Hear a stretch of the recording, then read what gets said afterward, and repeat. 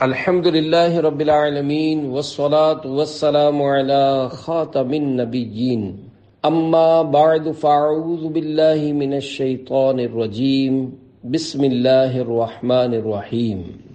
دو گدڑیوں والا، یہ مضمون امیر اہل سنت کی کتاب غیبت کی تباہ کاریاں صفحہ 334 تا 355 سے لیا گیا ہے۔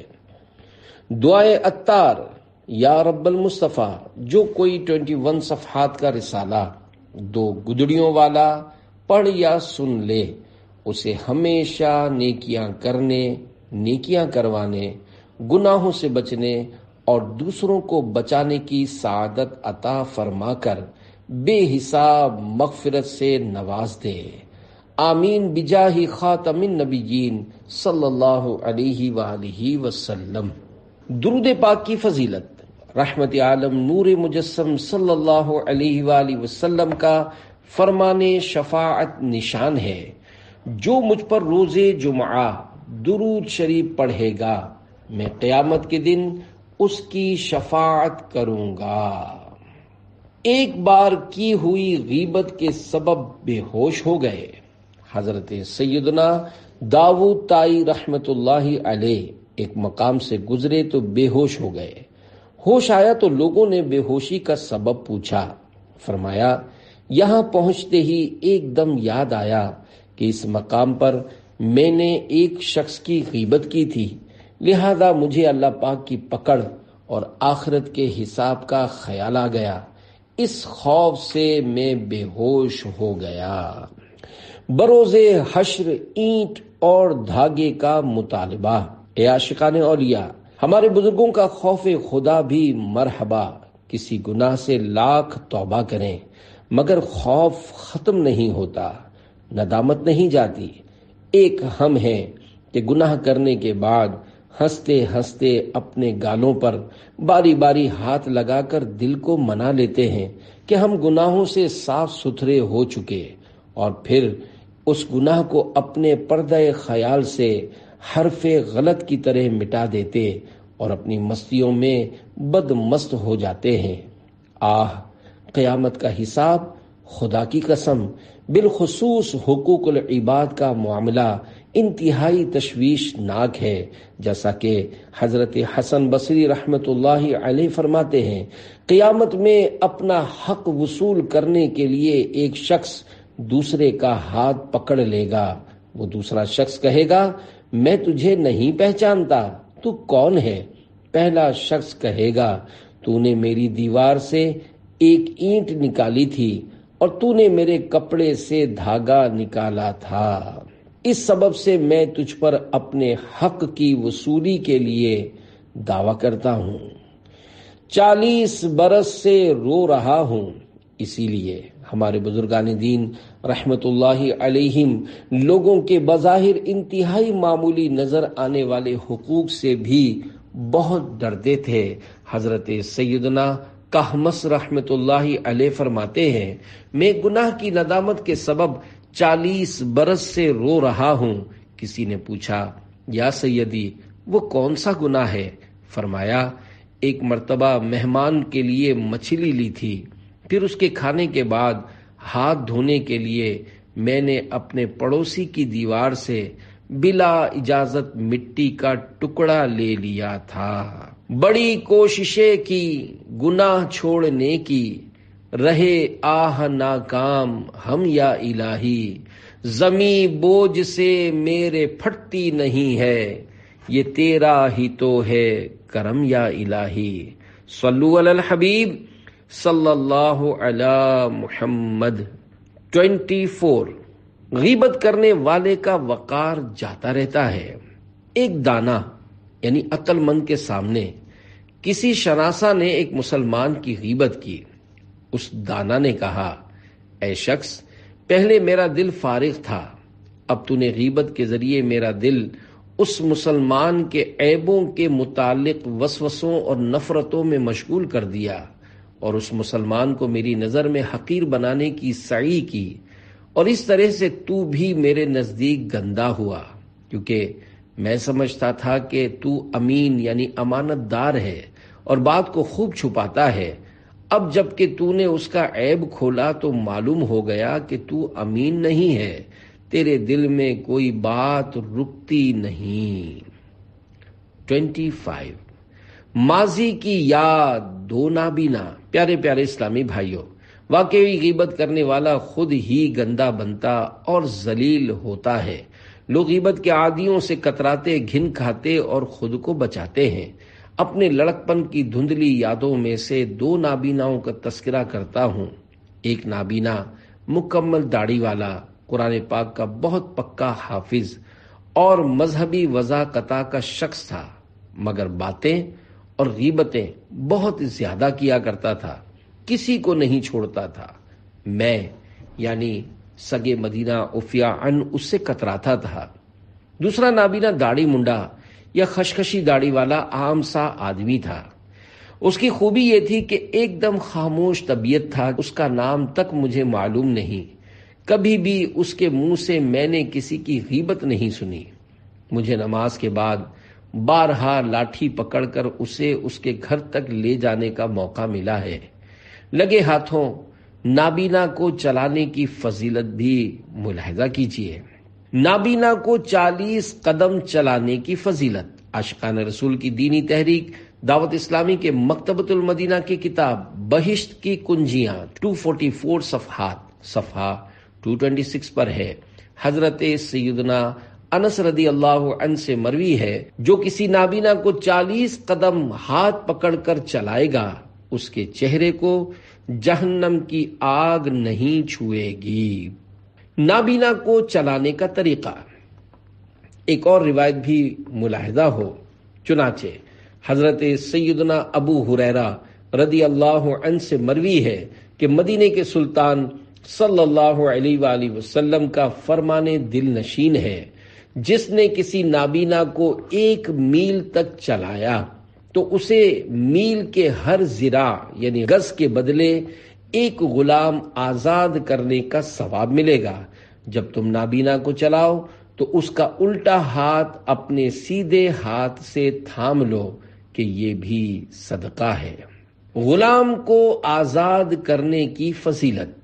اے عاشقان رسول، خدا رحمان کی رحمتوں پر قربان کہ اس نے ہمارے لیے ثواب کمانا کس قدر آسان رکھا ہے۔ غلام آزاد کرنے پر کیا ثواب ملتا ہے، اس بارے میں بکثرت روایات ہیں۔ اللہ پاک چاہے تو اپنے فضل و کرم سے نابینا کا ہاتھ پکڑ کر چلانے پر وہ سب ثواب عطا فرما دے۔ ترغیب کے لیے ایک حدیث مبارک بیان کی جاتی ہے، چنانچہ ہم گناہ گاروں کو اپنے رب سے جنت دلوانے والے پیارے پیارے آقا صلی اللہ علیہ وآلہ وسلم کا فرمان مغفرت نشان ہے۔ جو شخص مسلمان غلام کو آزاد کرے گا، اس غلام کے ہر عضو کے بدلے میں اللہ پاک اس آزاد کرنے والے کے ہر عضو کو جہنم سے آزاد فرمائے گا۔ حضرت سعید بن مرجانہ رحمت اللہ علیہ فرماتے ہیں، میں نے جب زین العابدین رحمت اللہ علیہ کی خدمت عالی میں یہ حدیث پاک سنائی تو آپ رحمت اللہ علیہ نے اپنا ایک ایسا غلام آزاد کر دیا جس کی حضرت عبداللہ بن جعفر رضی اللہ عنہما 10,000 درہم قیمت لگا چکے تھے۔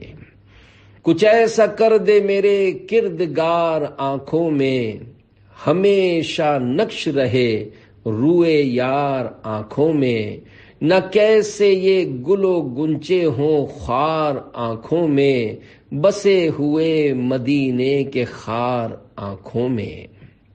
26 مدنی چینل کی برکت سے غیبت سے پرہیز۔ حیدرآباد پاکستان کے ایک اسلامی بھائی کا بیان کچھ یوں ہے کہ ہمارے گھر والوں نے عاشقان رسول کی دینی تحریک دعوت اسلامی کے 100% اسلامی چینل یعنی سنتوں بھرے مدنی چینل پر غیبت کی تباہ کاریوں کے موضوع پر ایک مبلغ دعوت اسلامی کا بیان سنا، جس میں انہوں نے معاشرے میں بولے جانے والے غیبت کے الفاظ کی طرف بھی توجہ دلائی۔ الحمدللہ اس بیان کو سن کر غیبت سے بچنے کا بہت ذہن بنا۔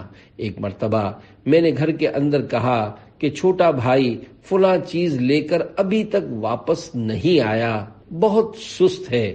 تو میری والدہ محترمہ نے فوراً میری گرفت فرمائی کہ یہ تم نے اس کی غیبت کر ڈالی، کیونکہ تم نے اس کو بہت سست کہہ کر اس کی برائی کی۔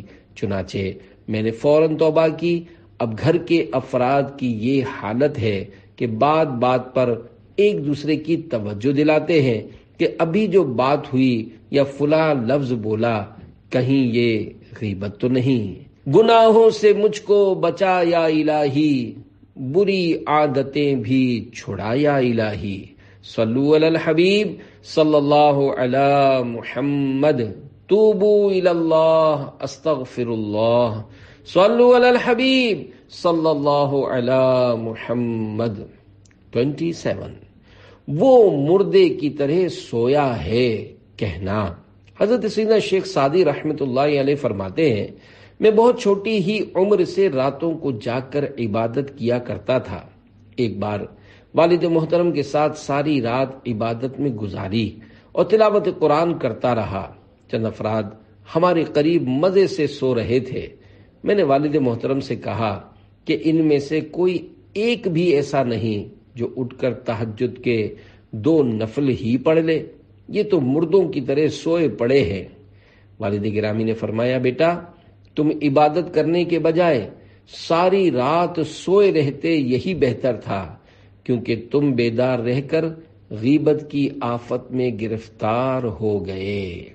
غیبت کرنا گناہ کبیرہ ہے کہ 14 حروف کی نسبت سے نفلی کاموں کے متعلق غیبت کی 14 مثالیں۔ اے عاشقان رسول، اس حکایت سے معلوم ہوا کہ تہجد وغیرہ نفلی عبادات سے غافل ہو کر ساری رات سویا رہنا اس کے حق میں بہتر ہے جو کہ رات بھر عبادت تو کرے مگر غیبت کی آفت میں بھی جا پڑے۔ تہجد و نوافل ادا کرنا بے شک کار ثواب ہے، مگر غیبت کرنے والا حقدار عذاب ہے۔ اس حکایت میں ان لوگوں کے لیے عبرت کے کثیر مدنی پھول ہیں جو بلا اجازت شرعی اس طرح سے غیبت کرتے ہیں۔ مثلا فلاں اشراق چاش نہیں پڑتا، اس کو بہت جگایا مگر فجر یا تہجد کے لیے نہیں اٹھا، بس مردے کی طرح سویا پڑا رہا۔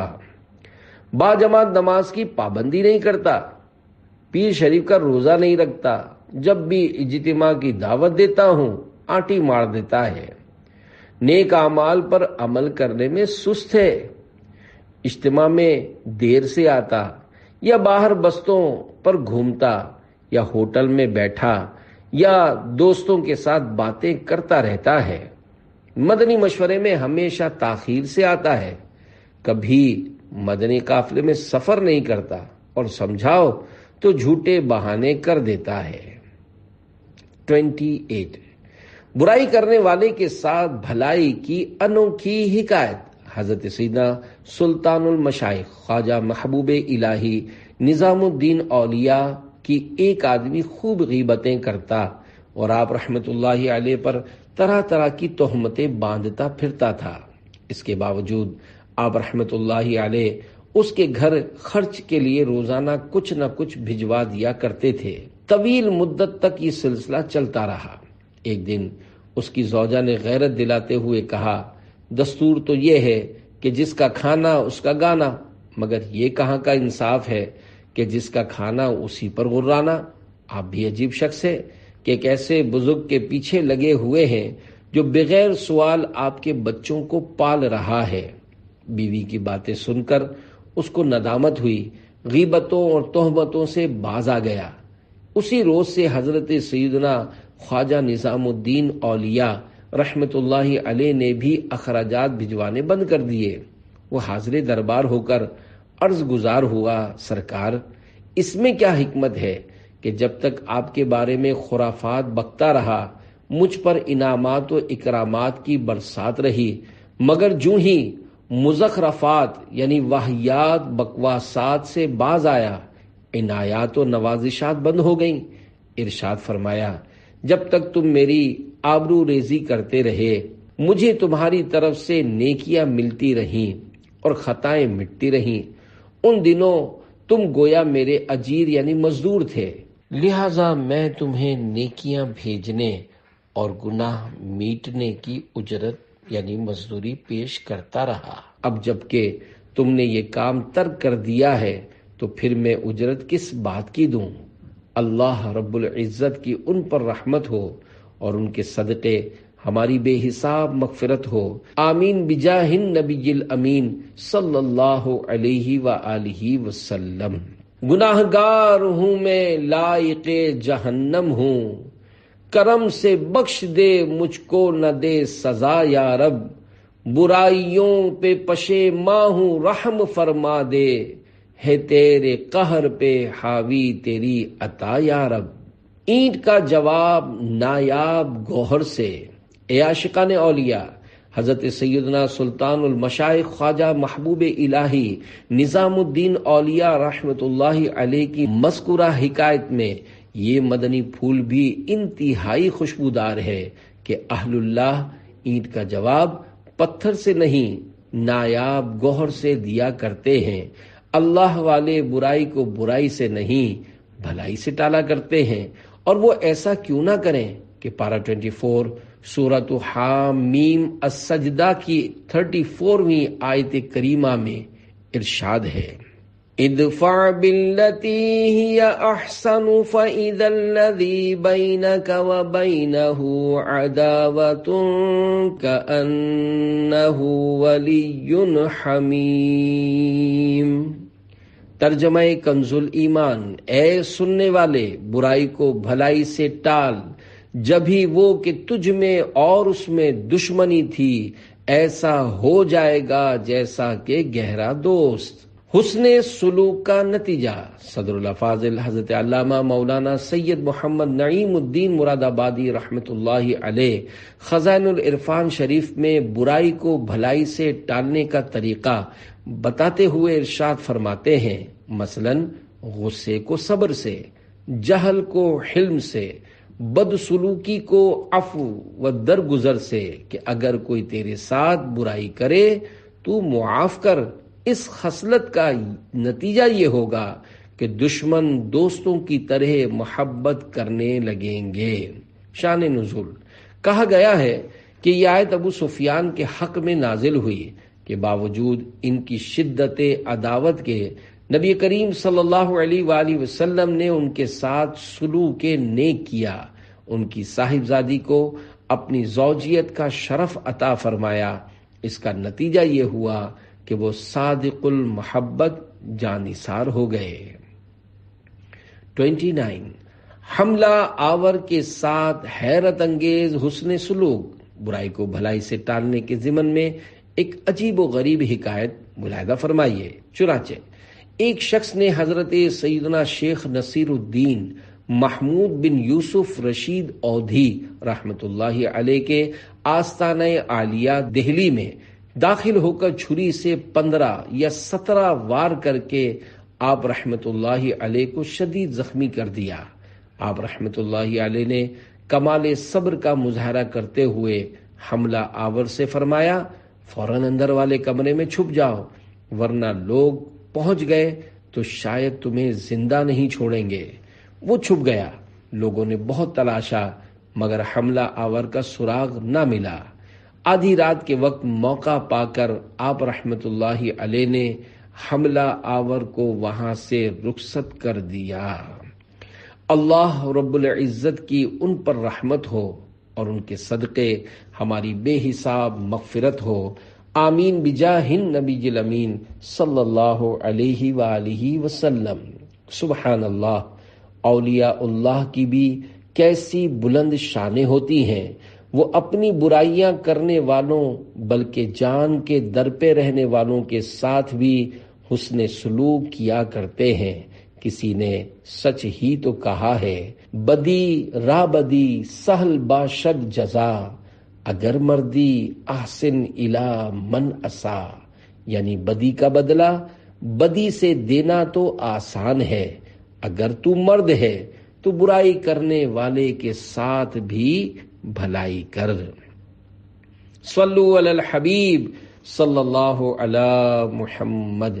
30 دو گدڑیوں والا۔ عاشقان رسول کی دینی تحریک دعوت اسلامی کے مکتبۃ المدینہ کی کتاب عیون الحکایات 413 صفحات، حصہ دوم صفحہ 18 پر ہے۔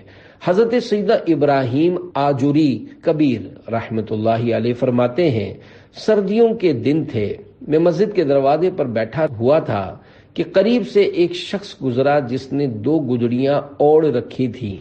میرے دل میں یہ بات آئی کہ شاید یہ بھکاری ہے، کیا ہی اچھا ہوتا کہ یہ اپنے ہاتھ سے کما کر کھاتا۔ جب میں سویا تو خواب میں 2 فرشتے آئے، مجھے بازو سے پکڑا اور اسی مسجد میں لے گئے۔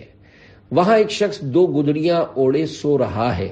جب اس کے چہرے سے گدڑی ہٹائی گئی تو یہ دیکھ کر میں حیران رہ گیا کہ یہ تو وہی شخص ہے جو میرے قریب سے گزرا تھا۔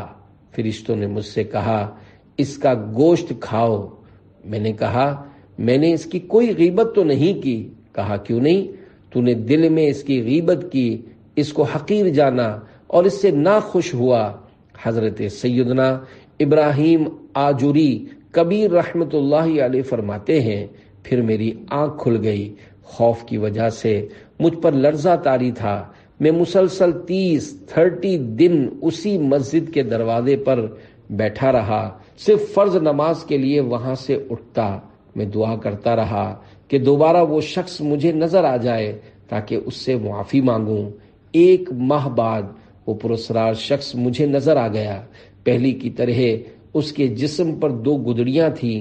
میں فوراً اس کی طرف لپکا۔ مجھے دیکھ کر وہ تیز تیز چلنے لگا، میں بھی پیچھے ہو لیا۔ آخر کار میں نے اس کو پکار کر کہا، اے اللہ پاک کے بندے، میں آپ سے کچھ بات کرنا چاہتا ہوں۔ اس نے کہا، اے ابراہیم، کیا تم بھی ان لوگوں میں سے ہو جو دل کے اندر مومنین کی غیبت کرتے ہیں؟ اس کے منہ سے اپنے بارے میں غیب کی خبر سن کر میں بے ہوش ہو کر گر پڑا۔ جب ہوش آیا تو وہ شخص میرے سرہانے کھڑا تھا۔ اس نے کہا، کیا دوبارہ ایسا کرو گے؟ میں نے کہا، نہیں، اب کبھی بھی ایسا نہیں کروں گا۔ پھر وہ پراسرار شخص میری نظروں سے اوجھل ہو گیا اور دوبارہ کبھی نظر نہ آیا۔ اللہ رب العزت کی ان پر رحمت ہو اور ان کے صدقے ہماری بے حساب مغفرت ہو، آمین بجاہ النبی الامین صلی اللہ علیہ وآلہ وسلم۔ بدگمانی بھی غیبت ہے۔ اے عاشقان رسول، اس حکایت سے ہمیں عبرت کے بے شمار مدنی پھول چننے کو ملتے ہیں۔ اس سے یہ بھی معلوم ہوا کہ کسی کے بارے میں بدگمانی بھی غیبت ہے، یعنی کسی واضح قرینے کے بغیر کسی کے بارے میں برائی کو دل میں جما لینا کہ وہ ایسا ہی ہے، بدگمانی کہلاتا ہے، جو کہ غیبت القلب یعنی دل کی غیبت ہے۔ کسی کے سادہ لباس وغیرہ کو دیکھ کر اسے حقیر اور بھیک مانگنے والا فقیر جاننا بڑی بھول ہے۔ کیا معلوم ہم جسے حقیر تصور کر رہے ہیں وہ کوئی گدڑی کا لال یعنی پہنچی ہوئی ہستی ہو، جیسا کہ مذکورہ حکایت سے ظاہر ہوا کہ وہ گدڑی پوش شخص کوئی عام آدمی نہیں، خدا رسیدہ بزرگ تھے۔ نہ پوچھ ان خرقہ پوشوں کو، عقیدت ہو تو دیکھ ان کو، یدے بیدا لیے پھرتے ہیں اپنی آستینوں میں۔ 31 پراسرار حبشی۔ مذکورہ حکایت سے ملتی جلتی ایک اور ایمان افروز حکایت ملاحظہ فرمائیے۔ چنانچہ منقول ہے، حضرت سیدنا حسن بصری رحمت اللہ علیہ بے انتہا منکسر المزاج تھے، ہر شخص کو اپنے سے بہتر تصور کیا کرتے۔ ایک دن دریائے دجلہ کے کنارے کسی حبشی کو شراب کی بوتل کے ساتھ ایک عورت کے ہمراہ دیکھا۔ آپ رحمت اللہ علیہ نے دل میں کہا، کیا یہ شرابی حبشی بھی مجھ سے بہتر ہو سکتا ہے؟ اسی دوران ایک کشتی گزری جس پر 7 افراد سوار تھے۔ یکایک وہ غرق آب ہو گئی اور 7 آدمی ڈوب گئے۔ یہ دیکھ کر حبشی دریا میں کود گیا اور اس نے ایک ایک کر کے 6 افراد کو باہر نکالا۔ پھر مجھ سے بولا، 7واں آپ نکالیے، میں تو آپ کا امتحان لے رہا تھا کہ آپ صاحب باطن بھی ہیں یا نہیں۔ یہ بھی سن لیجئے، یہ عورت کوئی اور نہیں بلکہ میری امی جان ہے، اور بوتل میں شراب نہیں، سادہ پانی ہے۔ آپ رحمت اللہ علیہ سمجھ گئے کہ یہ حبشی کوئی عام آدمی نہیں بلکہ میری اصلاح کے لیے آئی ہوئی غیبی ہستی ہے، لہذا آپ رحمت اللہ علیہ نے اس کا احترام کیا اور دعا کی درخواست کی۔ اس نے دعا کی، اللہ پاک آپ کو نور بصیرت یعنی دل کی نظر کے نور سے نوازے۔ اس کے بعد آپ رحمت اللہ علیہ نے کبھی بھی خود کو کسی سے بہتر نہیں سمجھا، یہاں تک کہ ایک بار کسی نے استفسار کیا کہ کتا بہتر ہے یا آپ؟ فرمایا اگر عذاب سے نجات پا گیا تو میں بہتر، ورنہ کتا مجھ جیسے سینکڑوں گناہ گاروں سے بہتر ہے۔ اللہ رب العزت کی ان پر رحمت ہو اور ان کے صدقے ہماری بے حساب مغفرت ہو، آمین بجاہ النبی الامین صلی اللہ علیہ وآلہ وسلم۔ پیارے پیارے اسلامی بھائیوں، معلوم ہوا کہ کسی مسلمان کے متعلق جھٹ پٹ غلط رائے نہیں قائم کر لینی چاہیے۔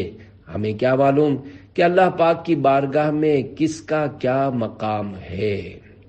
نظر کرم خدا را میرے سیاہ دل پر، بن جائے گا یہ دم بھر میں بے بہا نگینا۔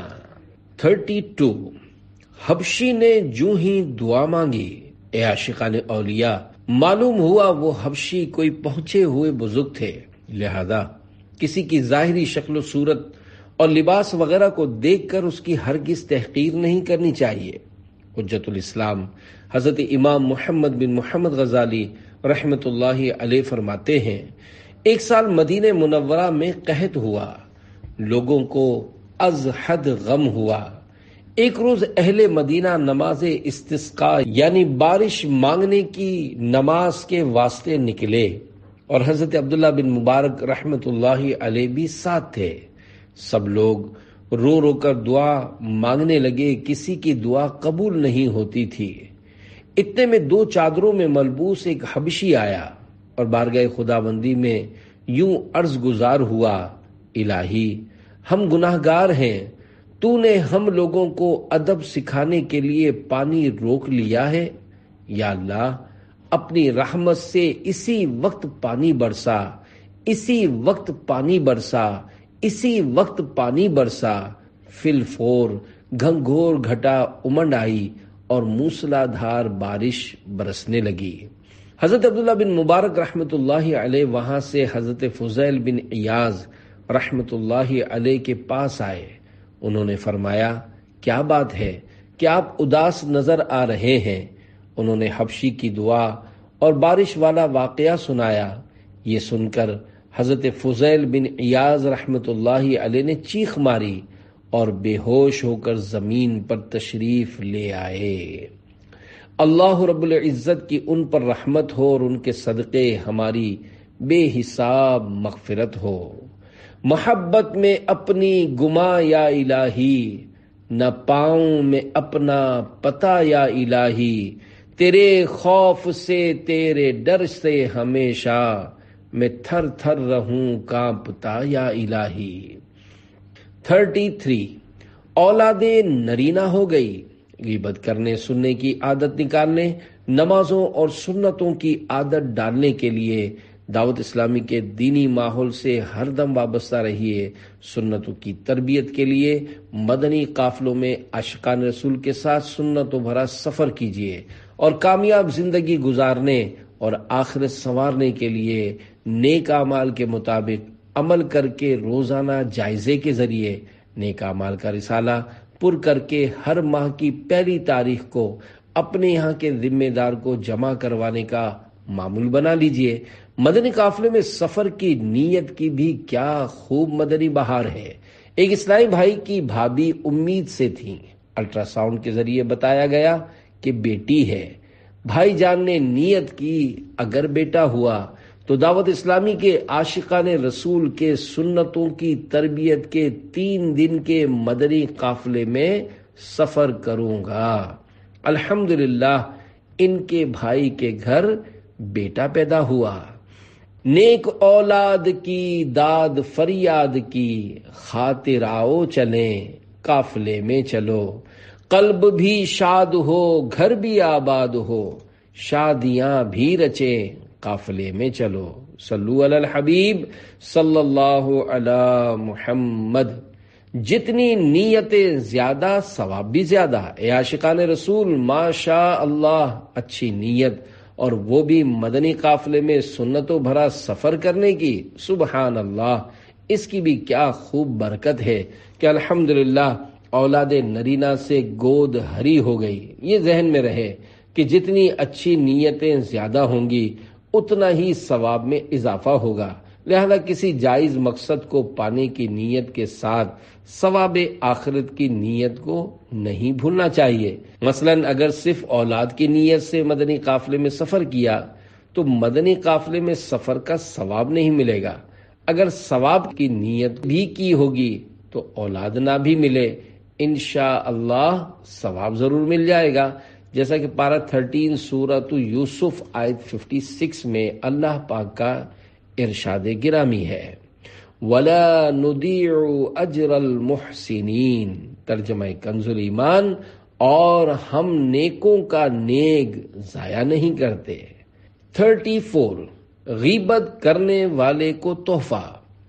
حضرت سیدنا حسن بصری رحمۃ اللہ علیہ کو کسی نے کہا کہ فلاں نے آپ کی غیبت کی ہے، تو آپ رحمۃ اللہ علیہ نے غیبت کرنے والے آدمی کو کھجوروں کا ایک تھال بھر کر روانہ کیا اور ساتھ ہی کہلا بھیجا کہ سنا ہے آپ نے مجھے اپنی نیکیاں ہدیہ کی ہیں، تو میں نے ان کا بدلہ دینا بہتر جانا، اس لیے کھجوریں حاضر کی ہیں۔ اللہ رب العزت کی ان پر رحمت ہو اور ان کے صدقے ہماری بے حساب مغفرت ہو، آمین بجاہ النبی الامین صلی اللہ علیہ وآلہ وسلم۔ غیبت کرنے والے کو دعائے خیر سے نوازیے۔ اے عاشقان اولیاء، دیکھا آپ نے اولیاء اللہ رحمت اللہ علیہم کا نیکی کی دعوت کا انداز بھی کتنا انوکھا ہوا کرتا تھا۔ جب زمانے کے ولی کی طرف سے غیبت کرنے والے کو بدلے میں کھجوروں کا تھال پہنچا ہوگا، وہ کس قدر متاثر ہوا ہوگا۔ اور یہ بھی حقیقت ہے کہ جس کی غیبت کی جائے وہ فائدے میں رہتا ہے، کیونکہ جس نے غیبت کی اس کی نیکیاں یعنی جس کی غیبت کی گئی اس کے نامہ اعمال میں منتقل کی جاتی ہیں، اور جو نیکیاں گویا تحفے میں دے وہ ایک طرح سے ہمارا خیر خواہ یعنی بھلائی چاہنے والا ہی ہوا، لہذا اس سے الجھنے کے بجائے اس کے حق میں دعائے خیر کرنی چاہیے۔ جو غیبت سے چغلی سے رہتا ہے بچ کر، میں دیتا ہوں اس کو دعائے مدینہ۔ صلو علی الحبیب صلی اللہ علی محمد۔ 35 عطر کی شیشی کا تحفہ۔ ایک مبلغ دعوت اسلامی کا کچھ اس طرح بیان ہے، مجھے پتا چلا کہ فلاں صاحب نے میرے خلاف لوگوں میں غیبت کی ہے۔ مجھے حضرت حسن بصری رحمۃ اللہ علیہ کی حکایت معلوم تھی جو ابھی گزری، لہذا ان کی پیروی کی نیت سے ان صاحب کو تحفتاً عطر کی شیشی بھجوائی، اور جن کے ذریعے بھجوائی ان کو درخواست کر دی کہ سوغات بھجوانے کا سبب بیان کر کے آپ ان کی تفہیم کیجئے، یعنی سمجھانے کی ترکیب بنائیے۔ بات آئی گئی ہو گئی۔ ایک بار ہم چند اسلامی بھائی اتفاق سے ان غیبت و مخالفت کرنے والے صاحب کی دکان کے قریب سے گزرے، دیکھتے ہی وہ اپنی دکان سے باہر آ گئے، پرتپاک طریقے پر ملاقات کی، پھل کے رس یا کسی مشروب سے ہماری خاطر تواضع کی، اور اپنی دکان کے اندر مجھ سے ہاتھ اٹھوا کر دعائے برکت کروائی۔ الحمدللہ۔ تو پیچھے نہ ہٹنا کبھی اے پیارے مبلغ، شیطان کے ہر وار کو ناکام بنا دے۔ صلو علی الحبیب صلی اللہ علی محمد۔ مدنی منع کی جان بچ گئی۔ غیبت کرنے سننے کی عادت نکالنے، نمازوں اور سنتوں کی عادت ڈالنے کے لیے دعوت اسلامی کے دینی ماحول سے ہر دم وابستہ رہیے۔ سنتوں کی تربیت کے لیے مدنی قافلوں میں عاشقان رسول کے ساتھ سنتوں بھرا سفر کیجیے، اور کامیاب زندگی گزارنے اور آخرت سنوارنے کے لیے نیک اعمال کے مطابق عمل کر کے روزانہ جائزے کے ذریعے نیک اعمال کا رسالہ پر کر کے ہر ماہ کی پہلی تاریخ کو اپنے یہاں کے ذمہ دار کو جمع کروانے کا معمول بنا لیجئے۔ حیدرآباد کے اسلامی بھائی کا 5 ماہ کا منا مسلسل بیمار رہتا، حیدرآباد کے تقریباً تمام بڑے بڑے اسپتالوں میں علاج کروایا، جب جام شورو اسپتال سے لیور اسکین کروایا تو پتہ چلا کہ بچے کا ایک کنیکشن نہیں ہے جو جگر سے آنتوں کو پہنچتا ہے۔ بڑے ڈاکٹر نے بتایا کہ اس کا آپریشن ہوگا مگر اس کے کامیاب ہونے کے امکانات کم ہیں۔ رمضان مبارک میں وہ کراچی پہنچ گئے اور آپریشن کے لیے مدنی منع کو NICH اسپتال میں داخل کروا دیا۔ ہفتے والے روز منع کا آپریشن ہوا تو ڈاکٹروں نے بتایا کہ اس کا تو کنیکشن بھی نہیں، پتا بھی نہیں اور جگر بھی بہت کمزور ہے جو کہ صرف 25% کام کر رہا ہے۔ اس بچے کے بچنے کے امکان بہت کم ہے۔ دوسرے ہفتے منع کا دوسرا آپریشن طے ہوا۔ وہ اسلامی بھائی آپریشن کے ایک دن پہلے یعنی جمعہ کے روز مدنی قافلے میں عاشقان رسول کے ہمراہ سنتوں بھرے سفر پر روانہ ہو گئے۔ الحمدللہ مدنی قافلے سے واپسی پر پتہ چلا کہ ان کے منع کا آپریشن کامیاب ہو گیا ہے مگر اس کو دودھ نہیں دے سکتے تھے اور پیشاب میں خون آ رہا تھا۔ وہ دوسرے ہفتے پھر مدنی قافلے میں سفر پر روانہ ہو گئے۔ الحمدللہ مدنی قافلے میں سفر کے دوران ہی گھر والوں نے فون پر اطلاع دی کہ پیشاب میں خون آنا بھی بند ہو گیا اور اس نے دودھ پینا بھی شروع کر دیا۔ وہ مدنی قافلے سے اتوار کو واپس آئے اور الحمدللہ دوسرے دن یعنی پیر شریف کو اسپتال سے چھٹی بھی مل گئی اور وہ منع کو گھر لے آئے۔ الحمدللہ مدنی قافلے کی برکت سے ان کا منع بالکل ٹھیک ہو گیا۔ اللہ پاک دعوت اسلامی کے دینی ماحول کو سلامت رکھے، آمین بجاہ النبی الامین صلی اللہ علیہ وآلہ وسلم۔ بچہ بیمار ہے، باپ بیزار ہے، غم کے سائے ڈھلے قافلے میں چلو، غم چلے جائیں گے دن بھلے آئیں گے، صبر سے کام لیں قافلے میں چلو۔ صلو علی الحبیب صلی اللہ علی محمد۔ 15 سالہ مریضہ کی ایمان افروز صحت یابی۔ اے عاشقان رسول، دیکھا اپنے مدنی قافلے کی برکت سے ناقص بچہ نہ صرف زندہ بچ گیا بلکہ صحت مند بھی ہو گیا۔ اللہ پاک کی قدرت کے یہ سب کرشمے ہیں۔ یقیناً دعوت اسلامی والوں پر رب الاکرم کا بے انتہا کرم ہے۔ بے شک اللہ پاک چاہے تو کیسا ہی گمبھیر مسئلہ ہو چٹکی میں حل ہو جاتا ہے۔ اس ضمن میں ایک ایمان افروز حکایت سنیے اور جھومیے۔ چنانچہ بغداد شریف میں ایک علوی لڑکی رہتی تھی۔ وہ 15 سال تک اپاہج یعنی معذور رہی۔ ایک رات وہ سو کر اٹھی تو تندرست تھی۔ اب وہ اٹھ کر بیٹھ بھی سکتی تھی اور کھڑی بھی ہو سکتی تھی۔ اس سے اس سلسلے میں پوچھا گیا تو اس نے کہا، ایک رات میں سخت دل برداشتہ ہوئی، میں نے اللہ پاک سے دعا مانگی کہ یا تو اس مصیبت سے نجات عطا فرما دے یا پھر موت دے دے، اور بہت روئی۔ خواب میں دیکھا کہ ایک بزرگ میرے پاس تشریف لائے ہیں۔ میں کانپ گئی اور میں نے کہا، کیا آپ کا اس طرح میرے پاس آنا جائز ہے؟ انہوں نے فرمایا، میں تمہارا والد ہوں۔ میں نے گمان کیا کہ شاید میرے جد اعلیٰ حضرت امیر المومنین علی المرتضی شیر خدا رضی اللہ عنہ ہیں۔ میں نے عرض کی، یا امیر المومنین، آپ میری حالت نہیں دیکھتے؟ میں تیرا والد محمد الرسول اللہ صلی اللہ علیہ وآلہ وسلم ہوں۔ میں نے روتے ہوئے عرض کی، یا رسول اللہ صلی اللہ علیہ وآلہ وسلم، اللہ پاک سے میرے لیے صحت کی دعا فرما دیجئے۔ آپ صلی اللہ علیہ وآلہ وسلم نے اپنے دونوں ہونٹوں کو حرکت دی، پھر فرمایا، اپنا ہاتھ لاؤ۔ میں نے اپنا ہاتھ پیش کر دیا تو آپ صلی اللہ علیہ وآلہ وسلم نے اسے پکڑ کر کھینچا اور مجھے بٹھا دیا، پھر فرمایا، اللہ کا نام لے کر کھڑی ہو جاؤ۔ میں نے عرض کی، میں کیسے کھڑی ہو جاؤں؟ میں تو معذور ہوں۔ فرمایا، اپنے دونوں ہاتھ لاؤ۔ آپ صلی اللہ علیہ وآلہ وسلم نے انہیں پکڑ کر کھینچا تو میں کھڑی ہو گئی۔ آپ صلی اللہ علیہ وآلہ وسلم نے 3 دفعہ اسی طرح کیا، پھر فرمایا، کھڑی ہو جاؤ، اللہ پاک نے تمہیں صحت و عافیت عطا فرما دی ہے، تم اس کی حمد کرو اور اس سے ڈرو۔ پھر مجھے چھوڑا اور تشریف لے گئے۔ جب میں بیدار ہوئی تو تندرست تھی۔ ان کا واقعہ بغداد شریف میں خوب مشہور ہوا۔ سرے بالی انہیں رحمت کی ادا لائی ہے، حال بگڑا ہے تو بیمار کی بنائی ہے۔ 38 لمبا سیاہ آدمی۔ حضرت خالد ربعی رحمت اللہ علیہ فرماتے ہیں کہ میں جامع مسجد میں بیٹھا تھا کہ کچھ لوگ ایک شخص کی غیبت کرنے لگے۔ میں نے انہیں اس سے منع کیا تو غیبت سے بعد آ کر کسی اور موضوع پر آ گئے۔ کچھ دیر بعد پھر اسی شخص کے خلاف بولنے لگے۔ اب کی بار میں بھی کچھ دیر کے لیے گفتگو میں شریک ہو گیا۔ رات کو خواب دیکھا کہ ایک لمبا سیاہ آدمی تھال میں خنزیر کے گوشت کا لوتھڑا لیے آیا اور کہنے لگا کھاؤ۔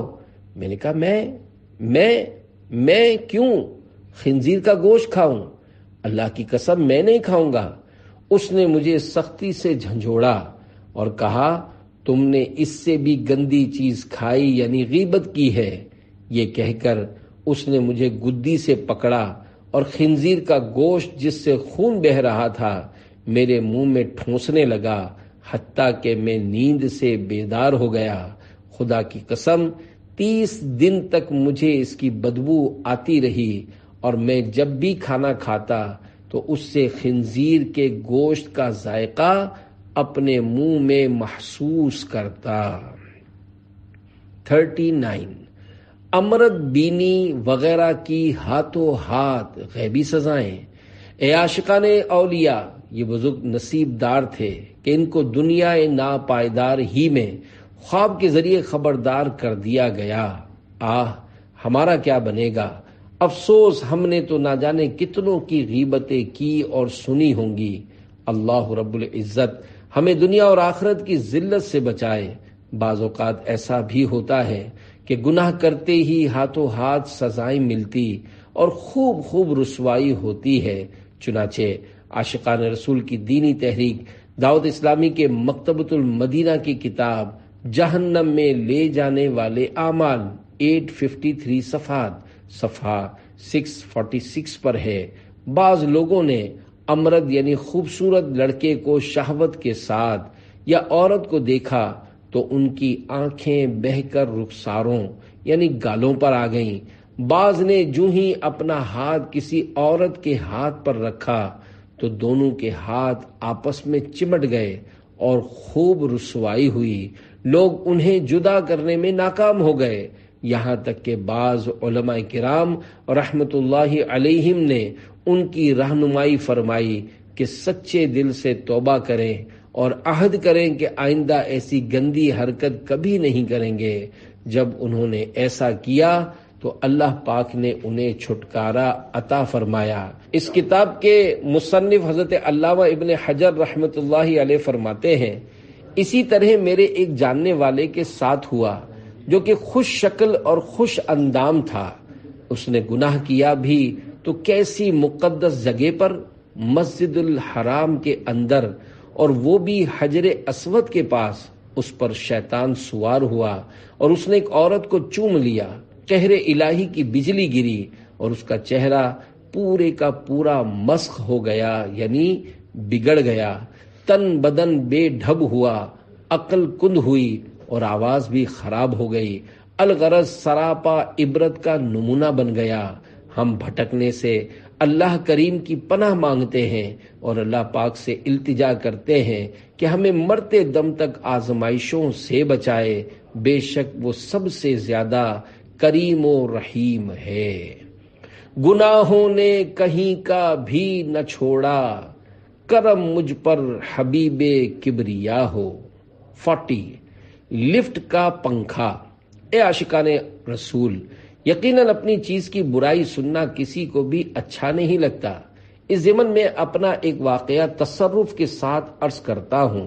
چنانچہ سخت گرمیوں کے دن تھے، ہم چند اسلامی بھائی کسی کے گھر سے کھانا کھا کر نکلے اور لفٹ میں سوار ہوئے۔ گرم ہوا کا احساس ہوا۔ ایک نے کہا پنکھا لگا ہوا ہے، دوسرا بولا فلاں کرایہ دار اسلامی بھائی کی عمارت کی لفٹ تو ایئر کنڈیشن ہے۔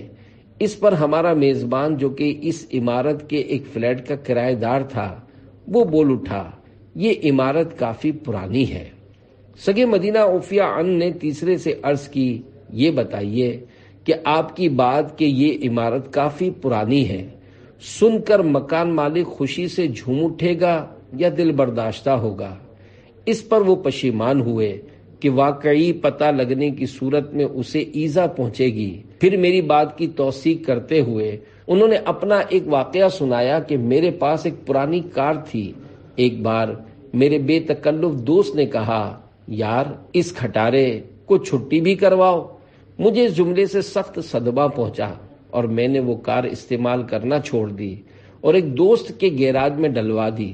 عرصہ ہوا یوں ہی پڑی ہے، بیچنے کو بھی دل نہیں کرتا کیونکہ اس کے ساتھ میری بعض متبرک یادیں وابستہ ہیں۔ جو اسلامی بھائی گفتگو میں شریک تھے الحمدللہ سب نے غیبتیں کرنے سننے سے توبہ کی۔ عیب بیان کرنا غیبت ہے بھی اور نہیں بھی۔ اے عاشقان رسول، بیان کردہ حکایت سے بخوبی اندازہ لگایا جا سکتا ہے کہ فضول گفتگو کس قدر خطرناک ہوتی ہے کہ غیبت ہو جاتی ہے اور کانوں کان خبر بھی نہیں ہوتی۔ اس حکایت میں ایک نہیں کم از کم 2 غیبتیں ہیں۔ ایک تو وہی عمارت بہت پرانی ہے اور اس سے پہلے کی جانے والی بات کہ اس کی لفٹ میں تو صرف پنکھا ہے جبکہ فلاں کی لفٹ میں اے سی ہے۔ اگر یہ بات بھی مکان مالک سنے تو اس کو ناگوار گزرے، لہذا یہ بھی غیبت ہے۔ یہاں یہ وضاحت کرتا چلوں کہ اگر برائی بیان کرنے کا کوئی صحیح مقصد ہو، مثلا عمارت میں فلیٹ کرائے پر لینا تھا اور اس ضمن میں یہ گفتگو ہوئی کہ یہ عمارت بھی پرانی ہے اور لفٹ میں بھی صرف پنکھا لگا ہوا ہے، فلاں عمارت بہتر ہے کہ اس کی لفٹ میں بھی اے سی ہے، چلو وہیں فلیٹ بک کرواتے ہیں، تو یہ گناہ بھری غیبت نہیں۔ اگر کسی صحیح مقصد کی نیت نہیں، بس یوں ہی کسی کا عیب یا اس کی کسی چیز کی خرابی کو پیٹھ پیچھے بیان کر دیا جیسا کہ آج کل ہماری اکثریت کی عادت ہے، تو یہ گناہ بھری غیبت ہے۔ اور مذکورہ حکایت میں بھی محض فضول بک بک کے طور پر بلا مقصد صحیح عمارت کے عیب بیان کیے گئے، لہذا وہ دونوں باتیں گناہوں بھری غیبتیں شمار ہوں گی۔ دعائے عطار، یا رب مصطفیٰ ہماری بے حساب مغفرت فرما۔ اللہ پاک ہمارے سارے گناہ معاف فرما۔ یا اللہ پاک ہمیں غیبتوں، چغلیوں، تہمتوں، بدگمانیوں، دل آزاریوں اور ہر طرح کے گناہوں سے بچا۔ یا اللہ کریم ہمیں پکا نمازی اور سنتوں کا عادی، نیک اعمال پر عمل کرنے والا اور مدنی قافلوں کا مسافر بنا۔ یا اللہ پاک ہمیں دعوت اسلامی کے دینی ماحول میں استقامت عنایت فرما۔ یا اللہ پاک ہمارے پیارے پیارے آقا مکی مدنی مصطفیٰ صلی اللہ علیہ وآلہ وسلم کی پیاری امت کی مغفرت فرما۔